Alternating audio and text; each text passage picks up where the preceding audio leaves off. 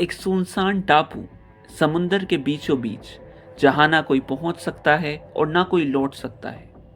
और वहां इकट्ठे किए गए 10 अजनबी लोग, हर चेहरे पर मासूमियत, लेकिन सीने में छुपा एक ऐसा राज जिससे वो जिंदगी भर भागते रहे। हर कमरे की दीवार पर टंगी थी एक कविता, 10 लिटिल सोल्जर बॉयज, जो शुरुआत में बस एक बच्चों की राइम लगी, लेकिन कुछ ही घंटों में वही कविता एक एक कर सारी जिंदगियां निगलने लगी। ना कोई चिल्लाया, ना किसी ने लड़ाई की, बस एक एक करके सब गिरते गए राइम की अगली लाइन के हिसाब से। कोई बाहर से नहीं आया और कोई अंदर से बच नहीं पाया। अब सवाल सिर्फ ये नहीं है कि किसने मारा, असली सवाल ये है, इतनी परफेक्ट मौतें कोई कैसे प्लान कर सकता है जब वो खुद भी मरा हुआ हो। ये सिर्फ एक मर्डर मिस्ट्री नहीं है, ये इंसाफ की सबसे डरावनी परिभाषा है। आइए आज की वीडियो में इस मर्डर मिस्ट्री को सॉल्व करते हैं। एक एक करके 10 अजनबी लोगों को अलग अलग जगहों से एक छोटे से सुनसान द्वीप पर बुलाया गया। उस जगह का नाम था सोल्जर आइलैंड। समंदर के ठीक बीच में एक ऐसा टापू जो पूरी दुनिया से कटा हुआ था। किसी को किसी पुराने दोस्त ने बुलाया, किसी को नौकरी के नाम पर, कोई आराम करने के लिए आया तो कोई इलाज के लिए। लेकिन सबसे अजीब बात, किसी को भी उस बुलाने वाले का चेहरा याद नहीं। सबके इनविटेशन लेटर्स में सिर्फ एक नाम था, यूएन ओवन या फिर मिसेस यूएन ओवन, जो असल में अननोन का क्लेवरली बनाया गया रूप था। सबसे पहले आई वेरा क्लेथॉर्न, एक काम, इंटेलिजेंट लेकिन अंदर से टूटी हुई लड़की। उसे बुलाया गया था एक अमीर औरत के लिए टेम्पररी सेक्रेटरी बनने के लिए। पर वेरा के सीने में दबा था एक गिल्ट। वो एक छोटे बच्चे को डूबने से बचा सकती थी, लेकिन उसने कुछ नहीं किया। कानूनी रूप से दोषी नहीं थी, मगर आत्मा पर वो बोझ हर वक्त उसे अंदर से खाता रहता था। फिर आया फिलिप लोम्बार्ड, एक चार्म से भरा हुआ सोल्जर, पर उसकी आंखों में खतरनाक चमक थी।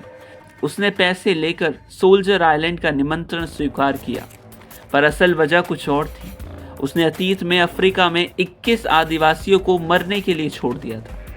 जस्टिस वॉरग्रेव, एक रिटायर्ड जज, बाहर से शांत और डिग्निफाइड, लेकिन अंदर से एक मास्टरमाइंड। कहा गया कि उन्हें इलाज के लिए बुलाया गया है, पर सच में वो खुद न्याय का एक ट्विस्टेड रूप बनकर आया था। जनरल मकार्थर, एक बूढ़ा फौजी जिसकी आंखों में गिल्ट और पछतावे का साया था। उसने कभी अपने ही सैनिकों को जानबूझकर मौत की ओर भेजा था।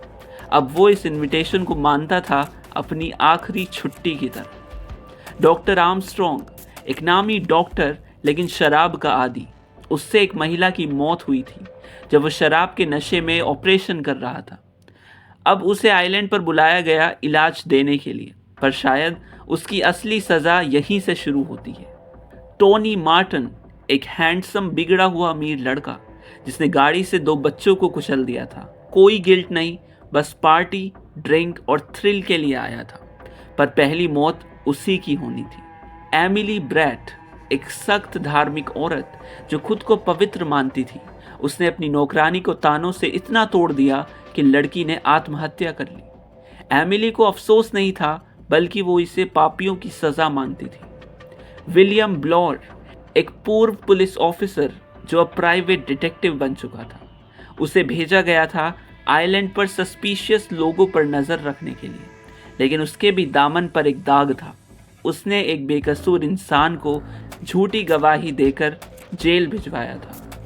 मिस्टर एंड मिसेस रॉजर्स, वो पति पत्नी जो आइलैंड के मेंशन को संभालते थे, लेकिन उनकी आंखों में हर पल एक खामोश डर था, जैसे कोई भूत अतीत से उनका पीछा रहा हो। जब ये सब लोग आइलैंड पर पहुंचे तो उन्हें फेरी से छोड़ दिया गया। अब उनके सामने था एक बड़ा, सुंदर लेकिन अजीब सा घर। बाहर से मॉडर्न, अंदर से डरावना। हर कमरे में एक फ्रेम्ड कविता, 10 लिटिल सोल्जर बॉयज। लेकिन ये कविता बस राइम नहीं थी, बल्कि आने वाली मौतों का एक खौफनाक मैप थी। शाम होते ही सब अपने अपने कमरों से बाहर आ गए।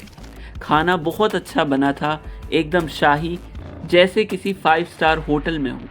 हर कोई थोड़ा रिलैक्स महसूस करने लगा। लेकिन जैसे ही खाना ख़त्म हुआ, सब ड्राइंग रूम में बैठे और तभी एक ग्रामोफोन खुद ब खुद बजने लगा।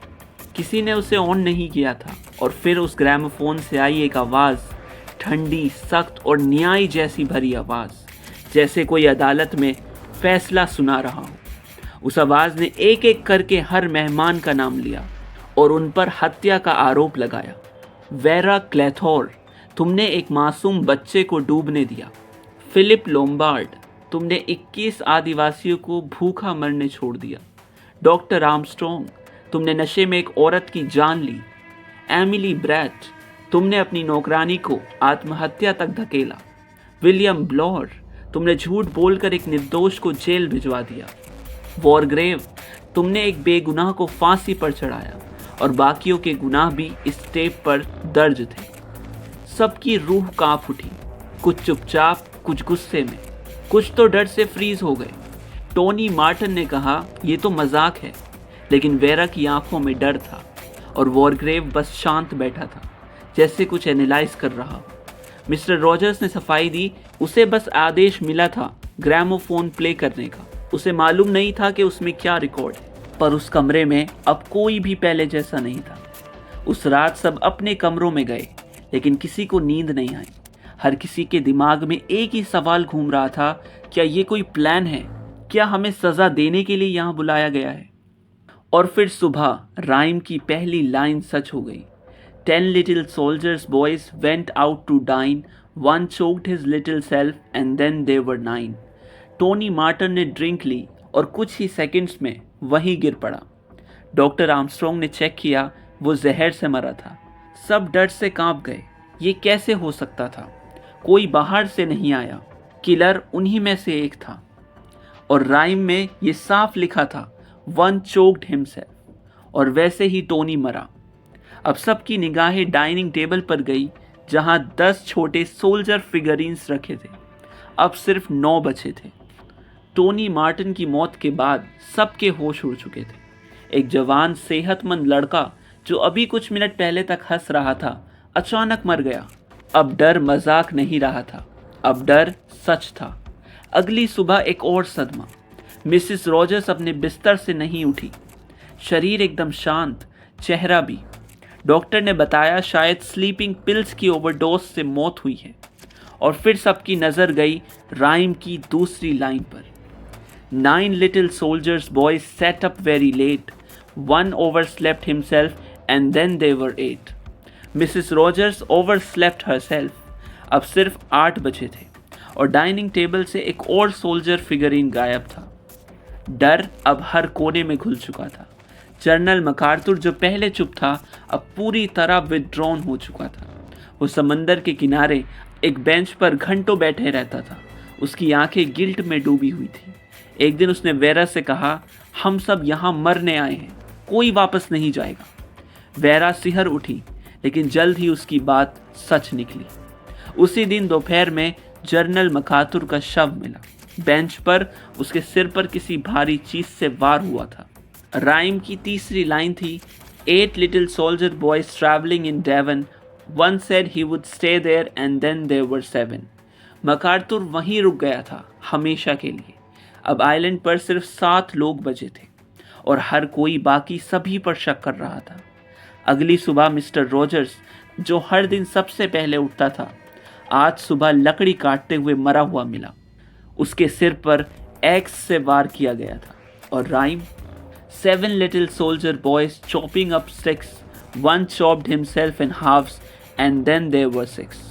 अब सिर्फ 6 फिगरीन्स बचे थे। अब किसी को कोई शक नहीं था, किलर उन्हीं में से एक है, लेकिन कौन और अगला कौन? अब बचे थे सिर्फ 6 लोग और हर कोई एक दूसरे को शक की नज़रों से देख रहा था। एमिली ब्रैट हमेशा की तरह अपने धर्म ग्रंथ के साथ डाइनिंग रूम में बैठी थी। कई लोग उसे संकी मानते थे, मगर वो खुद को सबसे पवित्र समझती थी। तभी एक अजीब घटना हुई। एमिली बेहोश हो गई। जब बाकी लोग दौड़कर पहुंचे तो उसकी गर्दन पर एक इंजेक्शन का मार्क था और मेज पर एक मरी हुई मधुमक्खी पड़ी थी और सब सन्न रह गए। राइम की अगली पंक्ति थी, 6 little soldier boys playing with a hive, a humble bee stung one and then there were 5। Emily stung by a bee. नहीं, उसे जहर का इंजेक्शन दिया गया था। किलर ने राइम को लिटरल नहीं सिंबॉलिकली फॉलो किया था। अब सिर्फ 5 सोल्जर फिगरिन्स बचे थे, लेकिन अब भी हॉरर खत्म नहीं हुआ था। जस्टिस वॉरग्रेव, जो अब तक काम और कंपोज्ड था, अचानक ड्राइंग रूम में एक बड़ी कुर्सी पर मृत पाया गया। उसके सिर पर एक विग जैसा कुछ रखा था और एक लाल कपड़ा, जैसे वो कोई जज हो। राइम की अगली line, 5 little soldier boys going in for law, one got into chancery and then there were 4। Justice वॉरग्रेव खुद लॉ का प्रतीक, और अब उसका एंड। अब बचे थे वेरा, लोम्बार्ड, ब्लोर और आर्मस्ट्रॉन्ग, और डर धीरे धीरे पागलपन में बदल रहा था। और फिर डॉक्टर आर्मस्ट्रॉन्ग अचानक गायब हो गया। कोई नहीं जानता वो भाग गया, छिपा है या अगला शिकार बन गया। कुछ घंटों बाद उसकी डेड बॉडी समुद्र में तैरती मिली। राइम की line, 4 little soldier boys going out to sea, a red herring swallowed one and then there were 3। Red herring यानी मिस डायरेक्शन। आर्मस्ट्रॉन्ग सच में सबको धोखा देना चाहता था, लेकिन उसी चक्कर में खुद मारा गया। अब आइलैंड पर सिर्फ 3 लोग बचे थे, वेरा क्लेथॉर्न, फिलिप लोम्बार्ड और विलियम ब्लोर। तीनों एक दूसरे को घूर रहे थे। अब कोई एक दूसरे पर भरोसा नहीं कर सकता था। ब्लोर सबसे सस्पिशियस था। वो एक कमरे के पास खड़ा पहरा दे रहा था, शायद आर्मस्ट्रॉन्ग की तलाश में। तभी ऊपर से एक भारी मार्बल का भालू सीधे उसके सिर पर गिरा और वहीं ब्लोर की मौत हो गई। सबकी नज़र राइम की अगली लाइन पर गई, 3 little soldier boys walking in the zoo, a big bear hugged one and then there were 2। ब्लोर की मौत अब भी राइम के पैटर्न में थी। कोई बाहर से नहीं आया था। अब सिर्फ 2 बचे थे, वेरा और लोम्बार्ड। अब दोनों एक दूसरे पर शक कर रहे थे। वेरा को लगा लोम्बार्ड ही हत्यारा है, और लोम्बार्ड को लगा वेरा बहुत शांत होकर सबको मैनिपुलेट कर रही है। समंदर किनारे टेंशन के बीच वेरा ने लोम्बार्ड की जेब से बंदूक छीन ली। उसकी आंखों में अब डर से ज़्यादा सर्वाइवल का पागलपन था। लोम्बार्ड ने उस पर झपट्टा मारा, लेकिन वेरा ने गोली चला दी। लोम्बार्ड अब मर चुका था। राइम की line, 2 little soldier boys sitting in the sun, one got frizzled up and then there was 1। अब सिर्फ वेरा बची थी। उसे लगा सब खत्म हो गया, लेकिन उसका दिमाग अब भी उस बच्चे की याद में फंसा था जिसे उसने डूबने दिया था। वो अपने कमरे में पहुंची और वहां एक फंदा लटका मिला, वो फंदा जो पहले से तैयार था। कमरे में अजीब सी ठंडक थी, हवा भी जैसे कह रही हो अब तेरी बारी है। वेरा गिल्ट में जी रही थी। उसे लगने लगा कि यही उसका अंत है, यही उसका इंसाफ है, और उसने वही किया जो राइम की आखिरी लाइन कहती थी, 1 little soldier boy left all alone, he went and hanged himself and then there were none। अब आइलैंड पर कोई नहीं बचा था। सोल्जर आइलैंड अब पूरी तरह शांत था। घर के हर कोने में सिर्फ सन्नाटा, मौत की गूंज और कुछ बचे हुए साए। 10 में से कोई भी जिंदा नहीं बचा। जब कई दिन बीत गए और मेनलैंड से कोई जवाब नहीं आया, तो पुलिस ने एक बोट भेजी। जैसे ही पुलिस उस द्वीप पर पहुंची, जो दृश्य उन्हें दिखा, उसने सबके होश उड़ा दी। हर इंसान मरा हुआ, हर कमरे में लाशें, कोई हिंसा नहीं, कोई लड़ाई नहीं, पर हर मौत राइम के पैटर्न में। घर अंदर से बंद था, कोई एस्केप नहीं, कोई फुटप्रिंट्स नहीं। ये एक परफेक्ट लॉक्ड रूम मिस्ट्री बन चुका था। पुलिस ने घर का हर कोना छान मारा, लेकिन उन्हें कोई सुराग नहीं मिला। फिर कुछ हफ्तों बाद एक मछुआरे को समंदर में एक कांच की बोतल मिलती है। बोतल में थी एक चिट्ठी, और यही चिट्ठी खोलती है इस भयानक राज का ताला। उस चिट्ठी का लेखक था जस्टिस लॉरेंस वॉरग्रेव। हाँ, वही वॉरग्रेव जो सबको लगा था कि मर चुका है, लेकिन असल में वो सिर्फ मरा हुआ दिखा था। वॉरग्रेव की चिट्ठी एक शांत, ठंडी और डरावनी भाषा में लिखी गई थी। वो कहता है, मुझे हमेशा से न्याय पसंद था, लेकिन मेरे अंदर एक सनक भी थी। मुझे सज़ा होते हुए देखना पसंद था।